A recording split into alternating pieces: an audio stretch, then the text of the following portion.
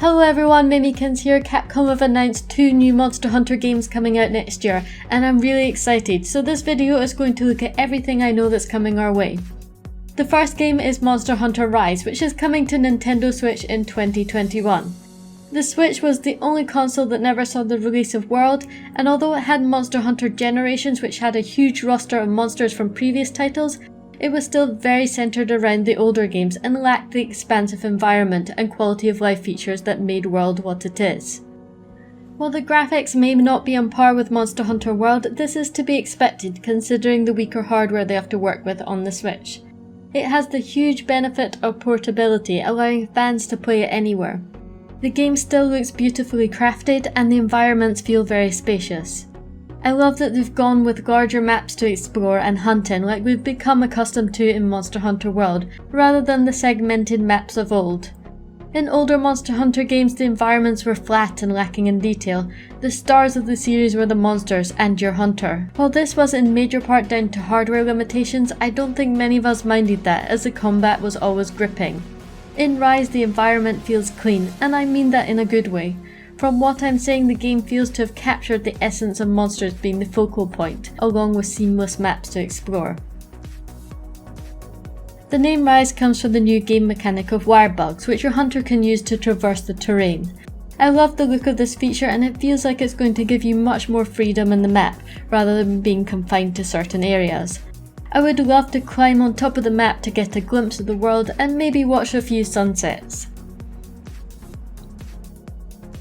This new mechanic can also be used in combat to make better use of all those jumping attacks. It reminds me of the Clutch Claw in Iceborne and almost like a mobile version of wedge beetles. Although here it looks to be implemented in a smoother, more intuitive manner. I can't wait to try it out.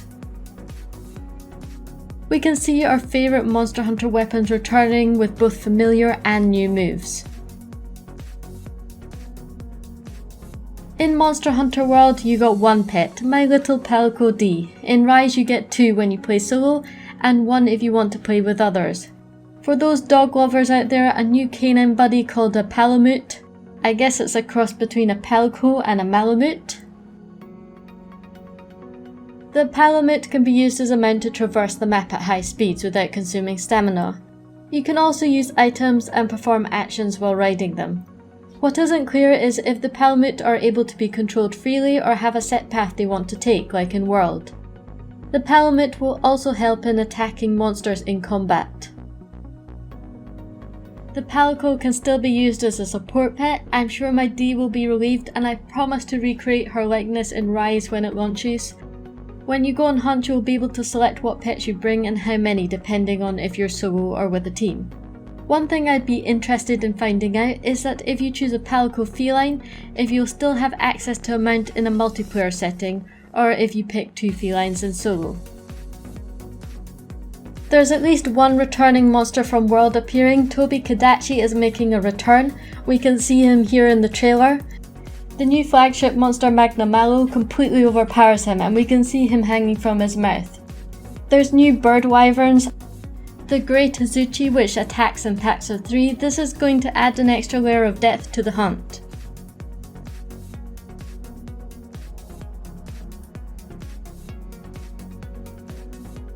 Aknasom, which can use its crest as a weapon.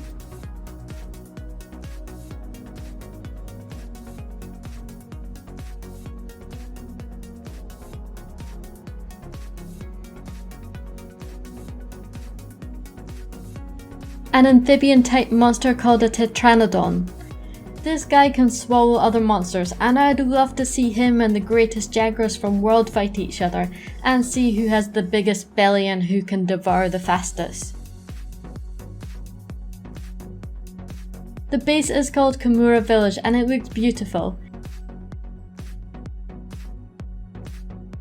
We can see an NPC here that looks suspiciously like the Admiral from World, or perhaps a relative. There's some extra bonus to claim if you pre-order the game, a retriever layered armor for your Palamute, and a forest cat costume for your Palico, along with the novice talisman which helps in the early stages of the game. There's also a deluxe edition which comes with extra DLC. along with some amiibo figures, which unlock some special layered armors. Capcom haven't yet said if they're going to support the game for a year like they did Monster Hunter World, or whether they have an expansion planned. There's going to be more revealed at the Tokyo Game Show, and I'm super excited to find out more. Having a portable Monster Hunter is going to be so much fun. I just hope they might implement some kind of pause button for solo offline play, as I can just see it now. People playing on public transport and missing stops due to some epic hunts. The second game they are releasing is Monster Hunter Stories 2, which is a spin-off title set in the Monster Hunter universe. If you want to play the first one, it's available on mobile to try out. This isn't like your conventional Monster Hunter game, it's got more of a chibi anime style to it, and it's more focused on role-playing. Rather than hunting monsters, you will be interacting with them, flying on them, and creating an everlasting bond. The trailer hasn't shown much in the way of combat and was mainly focused on the story and the beautiful artwork. If it plays anything like the first Monster Hunter stories, you can expect a Monster Hunter game with a Pokemon vibe to it. You can steal monster eggs, care for them, and raise them into friends that fight alongside you in a turn-based combat. While it doesn't have the action combat we all love from Monster Hunter games, it does bring a different perspective of the Monster Hunter universe, and is still a very fun game to play in its own right. As I said earlier, you can try out the first one on mobile, there's a free demo available. It was also on the Nintendo 3DS, although I imagine those copies will be harder to get, especially as Nintendo has now ceased production of the 3DS. It was well received in the gaming community and pretty fun to play. Capcom have made some of the features compatible in both Monster Hunter Rise and Monster Hunter Stories 2.